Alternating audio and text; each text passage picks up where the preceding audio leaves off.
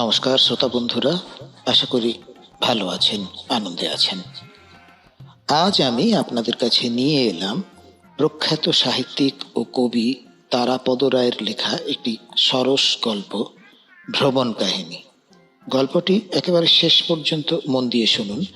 ভালো লাগলে আপনাদের মূল্যবান মতামত আমাদের জানান। আপনাদের মতামত আমাদের পরবর্তী কাজে উৎসাহিত করবে। ও হ্যাঁ, আরেকটা কথা, গল্পটি আপনাদের প্রিয়জনদের সাথে শেয়ার করবেন ও চ্যানেলটিকে সাবস্ক্রাইব করে বেল আইকনে প্রেস করে রাখবেন, যাতে আমাদের পরবর্তী গল্পের নোটিফিকেশন সরাসরি আপনার কাছে পৌঁছে যায়। তাহলে আর দেরি না করে আসুন শুনে নিই আমাদের আজকের গল্প, ভ্রমণ কাহিনী। লিখেছেন তারাপদ রায়।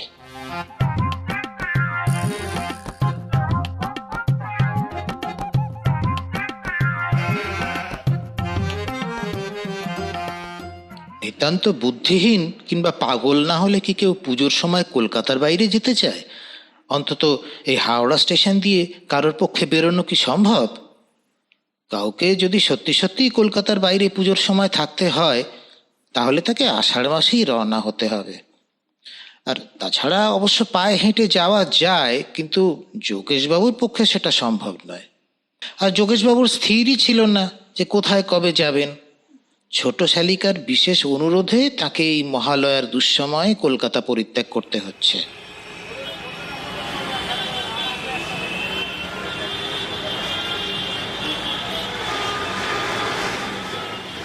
স্ট্র্যান্ড রোডের কাছাকাছি থেকেই অনুমান করতে পেরেছিলেন যোগেশবাবু। পাক্কা 1.25 ঘন্টা লাগলো স্টেশনে পৌঁছতে। ট্যাক্সিওয়ালা স্বস্তির নিঃশ্বাস ছেড়ে বলল, হ্যাঁ, অন্য দিনের তুলনায় আজ খুবই তাড়াতাড়ি হলো।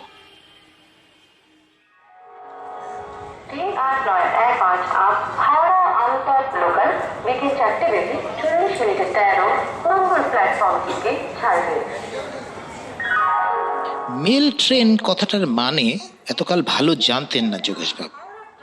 তার ধারণা ছিল এইসব গাড়িতে ডাক যায় বলে এগুলিকে মেল ট্রেন বলে। এবার বুঝলেন, মেল ট্রেন মানে এই গাড়িগুলো ফিমেল ট্রেন নয়। সত্যিকারের খাঁটি মেল যাকে বলে ইংরেজিতে, সেই জোয়ান মরদ ছাড়া আর কারোর সাধ্যই নেই যে এর কোনোটাই উঠতে পারে। সমস্ত ট্রেনগুলো আগের থেকেই কোন জায়গা থেকে যেন সম্পূর্ণ ভর্তি হয়ে আসছে। 41 ঘন্টা লাইন দিয়ে 3.5 টাকার ঝালমুড়ি খেয়ে, জুতো হারিয়ে, ছাতা ভেঙে একটা টিকিট সংগ্রহ করেছেন যোগেশবাবু। সুতরাং এত সহজে নিরুদ্যম হয়ে তিনি ফিরে যাবেন এ তিনি ভাবতেও পারেন না। যোগেশবাবু খোঁজ করতে লাগলেন কোথায় এই ট্রেনগুলো দাঁড়ায় যেখানে এত লোক ওঠে। কিন্তু এই প্রশ্নের সদুত্তর কে দিতে পারে? কেউ বলল বর্ধমান, কেউ বলল দুর্গাপুর, একজন বলল মোগলসরাই। বর্ধমান বা দুর্গাপুর কিংবা মোগলসরাই গিয়েও উঠতে রাজি আছেন যোগেশবাবু, কিন্তু তার সমস্যা ওই সব জায়গাতেই বা এই লোকগুলো কোন ট্রেনে গেল। উত্তর পাওয়া গেল সঙ্গে সঙ্গে। পাশে একটি কুলি দাঁড়িয়েছিল। সেই আধা বাংলা আধা হিন্দি জবানিতে বলল, এরা সেখানে যাবে কেন? এরা তো সেখান থেকেই এলো। যোগেশবাবু অবাক হলেন। তাহলে এরা ট্রেন থেকে নামছে না কেন? এই ট্রেনটা তো আর হাওড়া স্টেশন পেরিয়ে কলকাতার মধ্যে ঢুকে যাবে না, এখানেই তো শেষ। কুলিও অবাক হলো। বাহ, এরা ফিরবে না? ফিরবে? তাহলে এলো কেন? যোগেশবাবুর এই জিজ্ঞাসায় কুলি একটু বিরক্ত বোধ করলো। বোধহয় সেও কারণটা জানে না। সে সোজাসুজি অন্য প্রশ্ন করলো, আপনি যাবেন কিনা বলেন। যোগেশবাবু উত্তেজিতভাবে বললেন, যেতে তো চাই, কিন্তু উঠবো কি করে? প্রশ্ন শুনে কুলি যা বলল তার মর্মার্থ এই যে যোগেশবাবুর সুটকেস, বেডিং, বেতের ঝুড়ি, জলের বোতল নিয়ে কুলি যেভাবেই হোক গাড়ির ভিতরে আগে ভাগে উঠে যাবে। উঠে যোগেশবাবুর জন্য এক পায়ে দাঁড়াবার জায়গা করবে। তারপর যোগেশবাবু উঠে নিজের স্থান বুঝে নেবেন। কুলি নিজের হাত থেকে পিতলের চাকতি খুলে যোগেশবাবুর হাতে দিল। এই চাকতিটা রাখেন, আমাকে না পেলে কাজে লাগবে।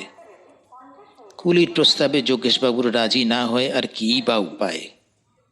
পিতলের চাকতির বিনিময়ে মালপত্র সব কুলির কাঁধে পিঠে তুলে দিয়ে যোগেশবাবু অসহায়ের মতো প্ল্যাটফর্মে প্রতীক্ষা করতে লাগলেন। দূরে হৈ হৈ রব উঠল একটু পরেই।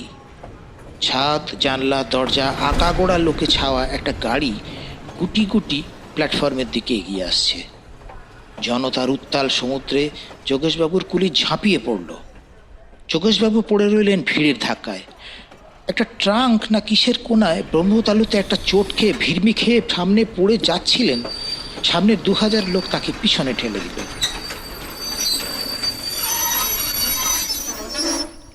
এরপরে পিছনের ধাক্কা সামনে এবং সামনের ধাক্কা পিছনে সামলিয়ে কয়েক মিনিট পরে যখন তিনি ধাতস্থ হলেন, আবিষ্কার করলেন তার নিজের পায়ে এখন আর কোনো জুতো নেই, তবে হাতে একটা মেয়েদের স্লিপার কি করে এসে গেছে এবং মাথায় একটা বিছানা।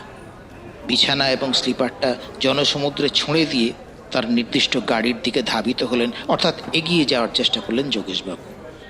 বহু কষ্টে বহু জায়গায় ঘুরে এক জায়গায় এক ভদ্রমহিলার কনুই এবং আরেক ভদ্রলোকের কাঁধের মধ্যবর্তী 1 স্কোয়ার ইঞ্চি পরিমাণ ফাঁক দিয়ে মনে হলো যেন তিনি তার কুলিকে দেখতে পেয়েছেন। কুলিও বোধহয় দেখতে পেয়েছে তাকে। চেঁচিয়ে তারপরে হাত মুখের ইশারা করে সে কি বোঝালো যেন, যোগেশবাবু কিছুই বুঝতে পারলেন না। বুঝতে পারলেও উপায় ছিল না।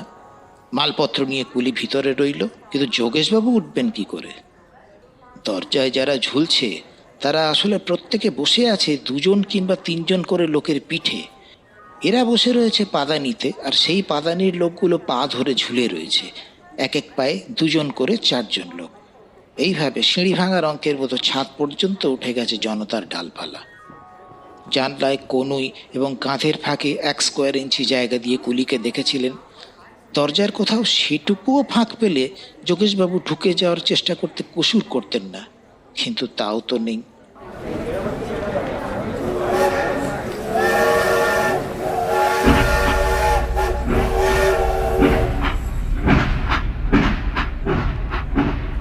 দীর্ঘ নিঃশ্বাসের শব্দের মতো তীক্ষ্ণ সিটি দিয়ে মেল ট্রেন ছেড়ে দিল। একটু ছুটলেন যোগেশবাবু ট্রেনের সঙ্গে প্ল্যাটফর্মের সীমা পর্যন্ত। তারপর মালপত্র শুদ্ধ তার কুলিকে নিয়ে তার ট্রেন তাকে ফেলে ধীরে সুস্থে গড়িয়ে গেল।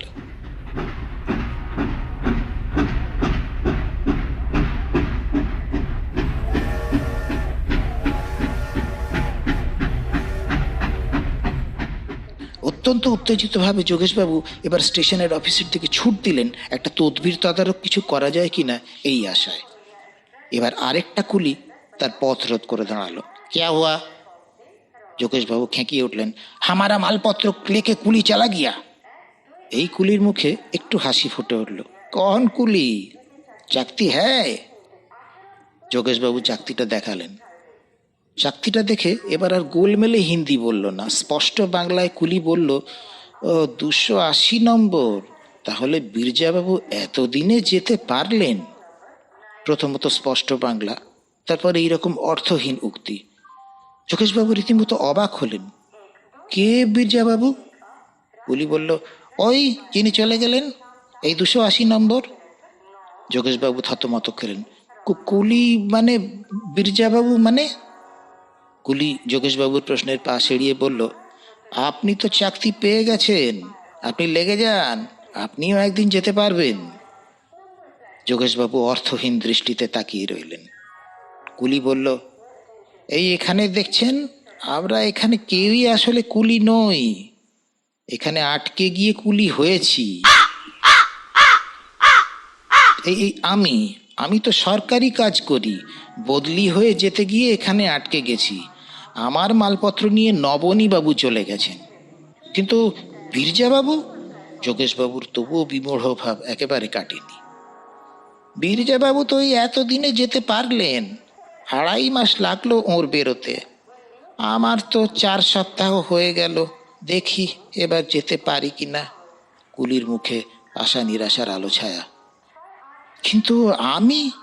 যোগেশবাবুর সংশয় তবু যায় না। আগে হোক পরে হোক আপনিও যেতে পারবেন। বীরজাবাবুর মতোই আরেকজনের মাল নিয়ে ট্রেনে উঠবেন যেদিন পারেন, সে আর উঠতে পারবে না। কুলি ছাড়া আর কে উঠতে পারে? বলতে বলতে যোগেশবাবুর হাত থেকে পিতলের চাকতিটা নিয়ে কুলি যোগেশবাবুর বাহুতে শক্ত করে বেঁধে দিল। তারপর কাঁধে একটা হাত রেখে বলল, কিচ্ছু ভাববেন না, এখন কাজে লেগে যান। এইভাবেই সবাই যায়, কেউ কি আর সারা জীবন স্টেশনে পড়ে থাকে? আমি যাব, আপনিও যেতে পারবেন।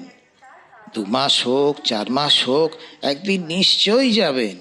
এই বীরজাবাবুর মতোই আরেকজনের মালপত্র নিয়ে নিশ্চয়ই একদিন চলে যেতে পারবেন। হ্যাঁ।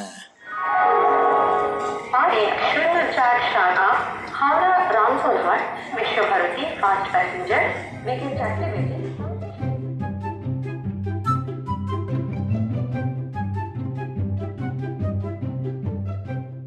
কি, কেমন লাগলো আমাদের আজকের গল্প? ভালো লাগলে আপনাদের অনুভূতির কথা জানাতে ভুলবেন না। তাহলে আমি প্রদীপ আজ আপনাদের কাছ থেকে বিদায় চেয়ে নিচ্ছি। খুব তাড়াতাড়ি ফিরছি আমাদের পরবর্তী গল্প নিয়ে। এর মধ্যে সবাই ভালো থাকবেন, আনন্দে থাকবেন। নমস্কার।